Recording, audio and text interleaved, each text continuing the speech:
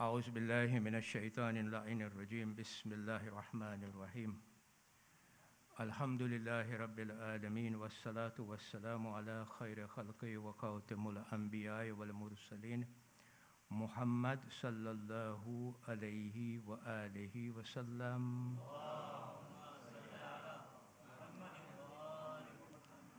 ولا حول ولا قوة إلا بالله العلي العظيم أعوذ بالله من الشيطان اللعين الرجيم بسم الله الرحمن الرحيم قالت لهم رسلهم إن نحن إلا بشر مثلكم ولكن الله يمن على من يشاء من عباده وما كان لنا أن نأتيكم بسلطان إلا بإذن الله وعلى الله فليتوكل المؤمنون صدق الله العلي العظيم.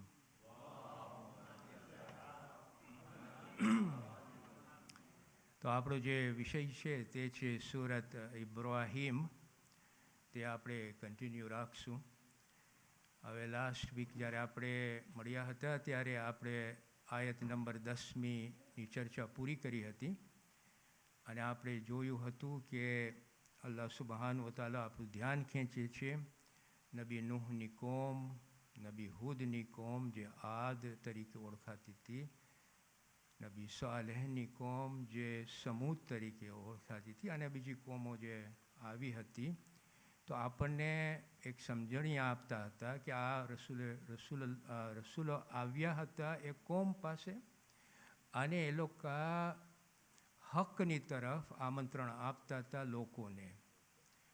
પણ લોકોએ પછી 3 આર્ગ્યુમેન્ટ્સ પૈગંબરો સામે પેશ કરી.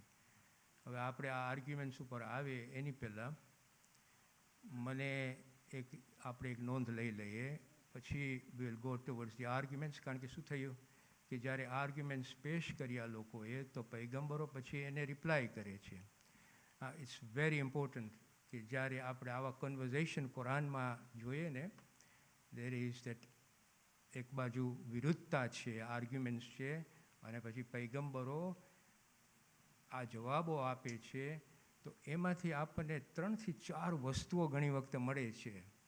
Four example the approach of પૈગંબર, પછી કોન્ટેન્ટ ઓફ ધ પૈગંબર, કોન્સેપ્ટ્સ વિધિન દેટ કોન્ટેન્ટ, અને પછી ઘણી વખતે આપણને એમાંથી પ્રિન્સિપલ્સ મળે છે. So when we are going through આજે આ આર્ગ્યુમેન્ટ્સ જે લોકોએ આપી હતી એ લોકોની આર્ગ્યુમેન્ટ્સની અગેન્સ્ટ પૈગંબરો કેવી રીતે એપ્રોચ કર્યા, કેવી રીતે એને કોન્ટેન્ટ યુઝ કર્યા હતા, કયું કોન્સેપ્ટ આપણને મળે છે અને એમાંથી એક બહુ મુદ્દાનો એક પ્રિન્સિપલ આપે છે આજે કે આપણે જિંદગી માટે બહુ ઇમ્પોર્ટન્ટ હથિયાર છે. તો આના ઉપર આપણે આવીએ એની પહેલાં વર્ષ 10માં અલ્લાહ સુબહાન વ તઆલા આપણને કહે છે આ આયતમાં કે પૈગંબરો હક તરફ લોકોને દાવત આપી હતી અને પછી એનું કારણ એ આપે છે કે દાવત આપવાનો મકસદ આ હતો કે અલ્લાહ સુબહાન વ તઆલા એ લોકોના ગુનાહો માફ કરી દેશે એક ફેર હક ઉપર આવી જાય. અને બીજું કે એ લોકોને એક ખાસ સમય અલ્લાહ સુબહાન વ તઆલા અહીંયા મેન્શન કરે છે, હું તમારા માટે એક ખાસ સમય રાખીશ. એને આપણે શબ્દ યુઝ કર્યા છે આજલિન મુસમ્મા. આ અજલિન મુસમ્મા જે છે ને it's something that we must understand. અજલિન મુસલ્લામાનો મતલબ આ થાય છે કે જ્યારથી આપણે એક ફેર આપણી જિંદગી શરૂ અહીંયા થાય છે ને તો અલ્લાહ સુબહાન વ તઆલા એક નક્કી કરેલી ખાસ સમય આપણને આ દુનિયામાં આપે છે. એટલે જન્મ આપ્યા પછી એક ખાસ સમય આવે, નક્કી કરેલી એક સમય આપણને આપે છે. આપણે નોર્મલી આપણે કે ઉંમર, બરાબર કે નહીં? શું થાય છે કે જ્યારે એ વખત જ્યારે આવી જાય છે, સમય ખલાસ થવાનો વખત, ત્યારે શરીર બહુ વીક બની જાય છે, નાજુક બની જાય છે અને પછી મોત આવે છે અને that's the end of your period in this world. અજલિન મુસમ્મા. અને ઘણી વખતે આપણે નોટિસ કરશું કે જિંદગીમાં ઘણી વખતે આપણને ઓબ્સ્ટિકલ્સ આવે, રૂકાવટો આવે છે, અને એ રૂકાવટથી આપણી જે નક્કી કરેલી ઉંમર છે ને, એ નક્કી કરેલી ઉંમર આપણે પતાવતા નથી, એની પહેલાં આપણું મોત આવી જાય છે. ઇસ્લામિક ટર્મિનોલોજીમાં એને કહે છે અજલ મુઅલ્લક. અજલ મુઅલ્લક એ છે કે ઘણી વખતે આપણી જિંદગીમાં ગુનાહોથી કે ઘણી વખતે એક્સિડન્ટથી કે એવી ખાવા પીવાની એવી આદતોથી આપણી ઉંમર આપણે ઘટાડી દઈએ છીએ, અને જે નક્કી કરેલી ઉંમર હોય છે એ પૂરી નથી થતી. અને એમાં આપણને જે રીતના એક્ઝામ્પલ આપવામાં આવે છે આવી રીતના છે. એક દીવો હોય, દીવો જાણો છો ને, કેન્ડલ જેને દીવો કહેવાય. કેન્ડલની નીચે ઓઇલ હોય, એ ઓઇલ 5 વર્ષનું હોય, બરાબર કે નહીં? આપણને ખબર છે કે આ 5 વર્ષ સુધી આ કેન્ડલ બળ્યા કરશે, દીવો બળ્યા કરશે. પણ એક ફેર હવા આવે ઓચિંતાની તો શું થાય છે? દીવાને ખતમ કરી નાખે છે. ઓલી ઓઇલ તો 5 વર્ષનું હોય છે, બરાબર કે નહીં? ઉંમર એની કેટલા વર્ષની હતી? 5 વર્ષની. પણ ઓલી હવા આવી એને કાઢી બજાવી નાખી, બરાબર કે નહીં? This is the same thing કે જ્યારે આપણે ઘણી વખતે આપણા પોતાના ગુનાઓથી અને આપણે પોતાની આદતોથી આપણી પોતાની ઉંમર ઓછી કરી નાખી છે. એટલે ઘણી વખતે આપણા હદીસોમાં છે કે આપણે જેટલું સદકા કરે એટલે આપણા માટે સારું છે, કારણ કે આપણી ઉંમર જે નક્કી કરેલી છે એટલીસ્ટ ત્યાં સુધી તો આપણે પહોંચીએ. ઇન્ટરેસ્ટિંગલી આપણે જોશું ને તો if you look at the statistics, સંખ્યા એટલે number of people who die prematurely એ more than the people who die naturally. લોકોની જે નેચરલ સ્પેન હોય છે ને, ઘણા આપણે જ્યારે ઓબ્ઝર્વ કરીએ છીએ ને ત્યારે નેચરલ સ્પેન સુધી આપણે પહોંચતા નથી. વધારે પડતા માણસો પોતાની નક્કી કરેલી ઉંમર પહેલાં ગુજરી જાય છે. અને ઇમામ જાફર સાદિક અલૈહિસ્સલામની હદીસ છે. બહુ ઇન્ટરેસ્ટિંગ વાત કરે છે. This was long time ago. Look what he said. કે જે લોકો ગુનાહોના કારણે મરી જાય છે તેની સંખ્યા નેચરલ રીતે મરનાર કરતાં વધારે હોય છે. ઓકે, પણ જો શું કહે છે, અને જે લોકો નેકીઓ કરે છે તેઓની નક્કી કરેલી ઉંમર કરતાં વધારે જીવે છે. Look at the way, the idea behind it. It's such an interesting one and such an important one for us કે નેકી કરવાથી કેટલો ફાયદો છે આપણને. આ કોન્સેપ્ટ મેં લાસ્ટ ટાઈમ તમારી સામે નહોતું આપ્યું, પણ I just wanted to bring that towards you. હવે આપણે આર્ગ્યુમેન્ટ્સ તરફ આવે. લોકોએ 3 આર્ગ્યુમેન્ટ પૈગંબરોની સામે મૂકી. કઈ હતી? પહેલું આર્ગ્યુમેન્ટ આ હતું, શા માટે એ લોકોએ વિરોધતા બતાવી હતી? એ લોકો વિરોધતા એ બતાવી હતી કે અમે તારી રિસાલત ઉપર અમને કોઈ પણ જાતનું કોન્ફિડન્સ નથી. અને શા માટે કોન્ફિડન્સ નથી? પહેલી આર્ગ્યુમેન્ટ એ લોકો આ આપે છે કે તમે અમારા જેવા ઇન્સાન છો. આ નંબર 1. નંબર 2 કે અમને તમે અમારા માબૂદોની ઇબાદત કરતાં રોકો છો, અને અમારા જે મા બાપો છે,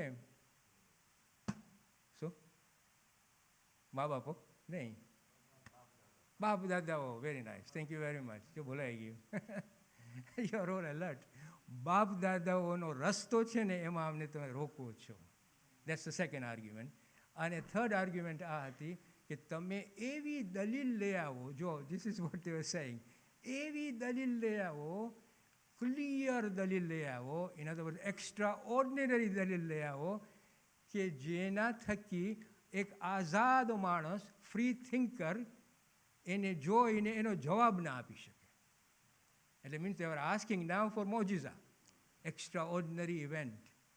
અમે કે આવી દલીલ તું મૂક તો અમે તારી રિસાલત ઉપર કન્ફર્મ કરશું અમે. અને 11મી આયતમાં અલ્લાહ સુબ્હાનહુ વ તઆલા જવાબ આપે છે.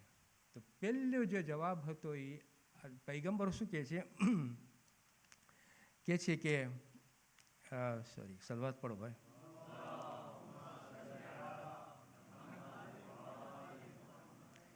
તેમના રસૂલોએ તેમને કહ્યું અમે તમારા જેવા ઇન્સાન છીએ.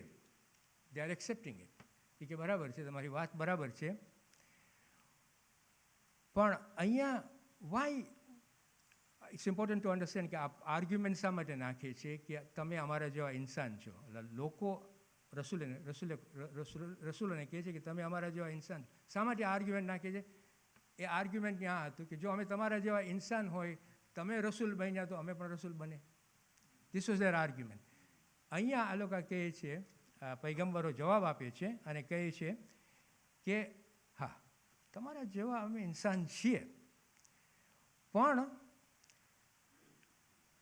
અલ્લાહ સુબહાન વ તઆલા એને હોદ્દો આપે છે કે જે રિસાલતને લાયક હોય. જો અહીંયા શબ્દો પણ it's very important to understand. અરબિકમાં જે શબ્દ યુઝ કરે છે, કાલત લહુમ રસૂલુહુમ, એટલે કે અલ્લાહ રસૂલોએ એ લોકોને જવાબ આપે છે, ઇન્ના નાહનુ ઇલ્લા બશરુન મિસ્લુકુમ, અમારા જેવા ઇન્સાનો છો. વલાકિન અલ્લાહ યમુન્નુ અલા મન યશા min ઇબાદિહી. Allah subhanahu wa ta'ala bestows upon whoever he chooses from his servants. તમે જો રિસાલતના લાયકો હો તો અલ્લાહ તમને ચૂઝ કરશે. That's the meaning of it. હવે અહીંયા it's very important to understand કે આનો મિનિંગ શું છે. કે જો ઇન્સાનો તો બધા સરખા હોય છે, પણ જાહેરી રીતે આપણે બંને ઇન્સાન છીએ, હું ને તમે ઇન્સાન છો, પણ જાહેરી રીતે અને અંદરથી આપણામાં જે સિફતો છે એ સિફતો જુદીઓ હોય છે. આજે હું અહીંયા લગભગ કેટલા જણા છે? 90 જણા હશે લગભગ, મે બી ઓછા. આ 90 જણાની દુનિયા જુદી જુદી છે. હું જ્યારે કહું તમારી દુનિયા જુદી છે, એ આ દુનિયાની વાત નથી કરતો. તમારા મગજની અંદર જે દુનિયા બેઠી છે ને એની વાત કરું છું. તમારા બધાની એક જણાની દુનિયા જુદી છે. અને જ્યારે હું આ લેક્ચર આપતો હું ને, તો મારી કોશિશ એ હોય છે કે આ 90 જણાની દુનિયા જે જુદી જુદી છે એને હું એવી રીતે સમજાવું કે તમે બધા એકમત ન થાઓ. મારી પાસે જો કાબિલિયત હોય તો ને તો હું અહીંયા બેસીશ તો હમણાં 2 જણા આવીને મને કે તમે આજે બોલ્યા નહીં, બરાબર નથી. It's absolutely okay, absolutely okay. આપણામાં હોવું જોઈએ, આવું હોવું જોઈએ. પણ મારી કોશિશ હોવી જોઈએ કે હું કાંઈ પણ એવું બોલું તો તમારા બધાનો મત એક હોવા જોઈએ. પણ હું એ ધારું છું કે તમારી બધાની દુનિયાની જુદી જુદી દુનિયા છે. શા માટે? કારણ કે અલ્લાહે તમને એવી દુનિયા બધાને આપી છે, અને સાથે સાથે હિદાયતો પણ આપી છે. સાથે સાથે તમને કહ્યું છે કે તમે કોઈ પણ દાવો એક્સેપ્ટ નહીં કરો without any evidence. It's very important. અને પર્ટિક્યુલરલી દીનનો દાવો.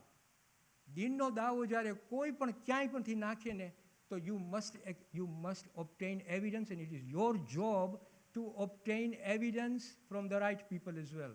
It's very important. So આ જે કન્વર્ઝેશન આપણને આ મળે છે.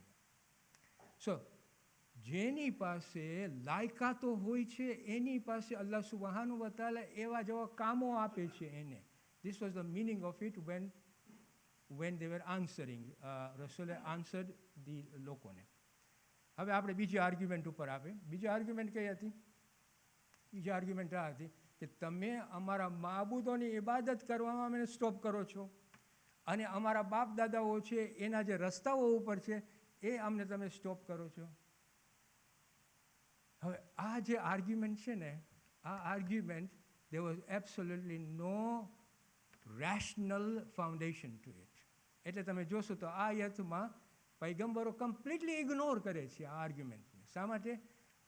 આપણી પાસે અક્કલ હોય તો અક્કલથી આપણે આવી આર્ગ્યુમેન્ટ ના આપી શકીએ કે અમારા બાપ દાદાઓ ચાલતા હોય તો અમને પણ ચાલવું છે.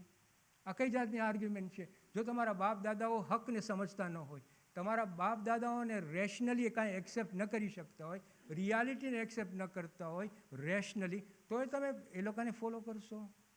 This was the argument not worth even giving to them. આપણે ગુજરાતીમાં એને કહે ખોખલું.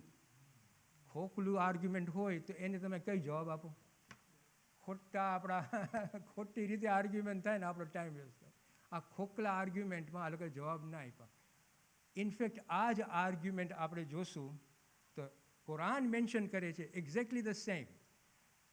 વર્ષ સૂરતુલ બકરામાં વર્ષ નંબર 170. જો આ સાંભળવા જેવું છે. જ્યારે તેમને કહેવામાં આવે છે, કોને? આ લોકોને, બરાબર ને? જ્યારે તેમને કહેવામાં આવે છે કે જે કંઈ અલ્લાહ સુબહાન વ તઆલા નાઝિલ કર્યું છે તેની પેરવી કરો, તો જવાબમાં કહે છે કે જે અમને અમારા બાપ દાદા પાસેથી મળ્યું છે અમે તેમાં પેરવી કરશું. અલ્લાહ સુબહાન વ તઆલા પછી રિટોરિક ક્વેશ્ચન અહીંયા નાખે છે, જો which is the same thing that I just explain. શું કહે છે? જે તમારા બાપ દાદા કંઈ નહોતા સમજતા અને હકને રસ્તો પણ નહોતા જાણતા, શું તમે તોય પણ તેમની પેરવી કરશો? You see, this is the argument. Sometimes is not, ઘણી વખતે કોઈ આર્ગ્યુમેન્ટ આપણને આપીને તો it's not even worth responding because it's not worth it. Okay. So this is the second argument. Number 3 argument હતી એ લોકોની કઈ હતી? Number 3 argument હતી કે તું એવી દલીલ આપ કે અહીંયા આઝાદ માણસ જે ફ્રી થિંકર હોય એ આ દલીલને જવાબ ના આપી શકે. They were asking for something very extraordinary. જો પૈગંબરો શું કહે છે આ બાબત ઉપર કહે છે, અને આ વાત, કઈ વાત? તમે જે માંગણી કરો છો ને મોજૂઝાની, અને આ વાત અમારા ઇખ્તિયારમાં નથી કે અમે અલ્લાહ સુબહાન વ તઆલાની હુકમ વગર કોઈ મોજૂઝા લાવીએ. So much. What is the meaning of this is like this, the approach. હા, તમારી વાત બરાબર છે કે તમે કોઈ પણ જાતની જ્યારે અમે દલીલ મૂકીએ છીએ તો એનું અમે કાંઈ પણ જાતનું ક્લેમ મૂકીએ છીએ તો તમારો હક છે કે તમે અમારી પાસેથી દલીલ માગો.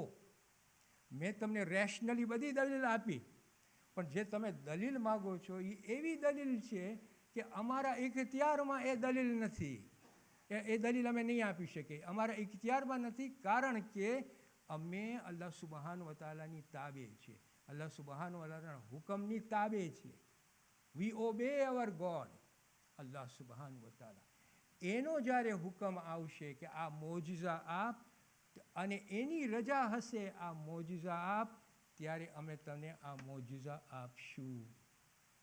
In other words, he's saying to the people that look, rationally you are correct, you are right in saying what you want, because અમે ક્લેમ નાખે છે અને તમે જે માંગણી કરો છો દલીલની, એ દલીલને અમને આપવું જોઈએ, પણ અમે નહીં આપી શકીએ કારણ અમારા હાથમાં નથી. અલ્લાહનો હુકમ જ્યારે આવશે ત્યારે અમે આપશું.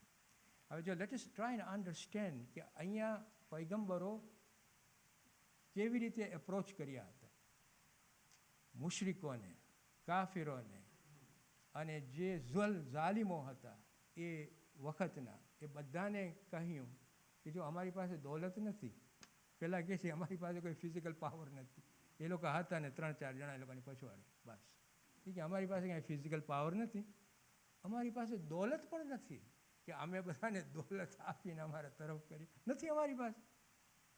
બલકે અમારી પાસે એ વસ્તુ નથી કે જે તમે માંગણી કરો છો, તમારો હક છે માંગણી કરવાનો, અમારી પાસે ઇખ્તિયાર પણ નથી કે અમે તમને મોજિઝા જ્યારે તમને ખપતું હોય ત્યારે અમે બતાડીએ. અમારી પાસે આ ઇખ્તિયાર નથી, પણ અમે અલ્લાહ સુબહાન વ તઆલા પાસે જ અમે અમારી પોતાની આખી સબમિશન અમે અલ્લાહ સુબહાન વ તઆલા પાસે રાખી છે.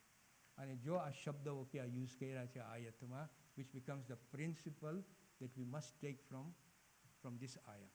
અલ્લાહ સુબહાન અહીંયા છે વ અલલ્લાહિ ફલ્યતવક્કલી મુમિનીન.